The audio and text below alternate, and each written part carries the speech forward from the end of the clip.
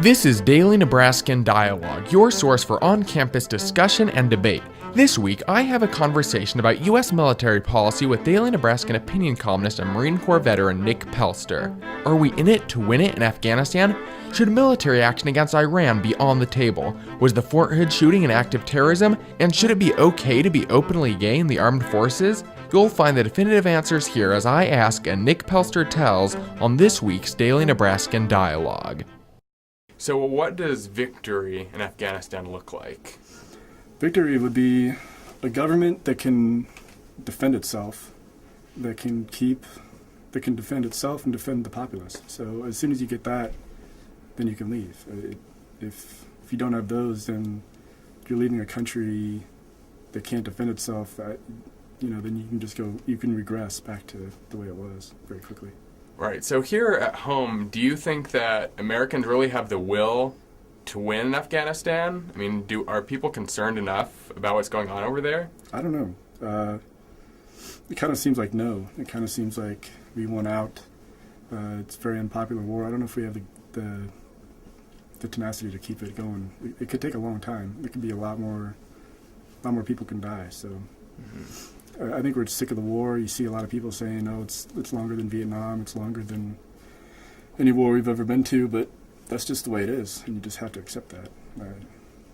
Hopefully, we can. Yeah. So on that Vietnam note, when we were first in Iraq, and then as things got worse and worse there were a lot of people comparing Iraq to Vietnam. Iraq was the new Vietnam. Yeah. Then after things started getting better there, you stopped hearing the Iraq-Vietnam comparison, and now everyone's saying Afghanistan is the new Vietnam. Mm-hmm. So do these comparisons to the Vietnam War, is there any truth to that in either of those cases? In the way that, you don't know who your enemy is in Iraq or Afghanistan. The guy who's going to shoot you, you might have just shook his hand 2 seconds before that and been his friend. So it's hard to... So in that way, Vietnam was kind of the same way with, you don't know, they're not wearing a uniform. So that's one similarity. And then second, in our country, the support depletes and the media goes against it, kind of the same way in Vietnam as they are kind of now with Afghanistan. So you have, the troops on the ground don't know who to go after necessarily because there's no one, there's no one to shoot. And then the media back here and the people and then the opposition to the war uses it as a way to get elected and as a way to promote their policy. And so now what do you think about the political side of the war in Afghanistan? It seems that when George Bush was president, there was a lot of focus on Iraq, and Afghanistan was kind of on the back burner, partially because things just weren't as bad there. There wasn't as much violence. And so Obama, when he ran, he said he was going to shift the focus over to Afghanistan. But now that he's in office, a lot of Democrats are saying that we need to get out of here altogether. And so it seems that a lot of these people that vote for Obama, when he was saying we need to win Afghanistan, they're kind of backing away now. I mean, do any politicians have the guts to really get behind this? A lot of the Democrats or a lot of liberals obviously don't want the war, never wanted it in the first place. So if the president kind of goes to the side of the right, the conservative side that would want the war, then obviously there's going to be a conflict there and a split in the party and just in the liberal base in general. Now, everyone knows Iran has a nuclear program, but Iran says they just want nuclear energy, for electricity purposes. They don't want to build a weapon, but U.S. officials think otherwise. So what evidence do we have that Iran is pursuing a nuclear weapon as opposed to just nuclear power? Because they're not honest about it. There's all these hidden plans that they won't admit to it until we find it. They're building a lot of bunkers all over the place in Iran. And you can't trust that. I mean, there's just too much of a history there of lying. I mean, if you don't have a weapons program, then just admit it. Then just show it to us, or show what's not there to us instead of all of this political maneuvering. It doesn't seem right. So now, even if they are pursuing a nuclear weapon, why is Iran a threat? Why should we be concerned with them getting a nuclear weapon? Because of all they've said to Israel is.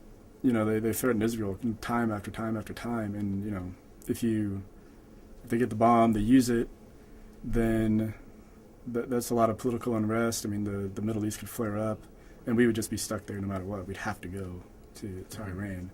So you can't have that. And then there's always a terrorist aspect of that is, they could sell their nuclear weapons to a fringe organization like Al Qaeda or something like that, which is very possible.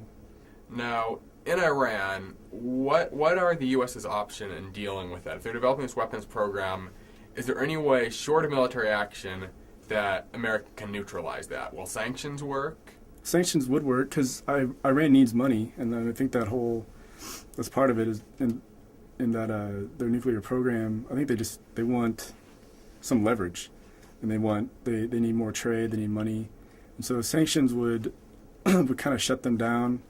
They'd have to be strict. We'd have to have the world approval of it, and you need China to go with us. You need Russia to go with us, and they kind of haven't been.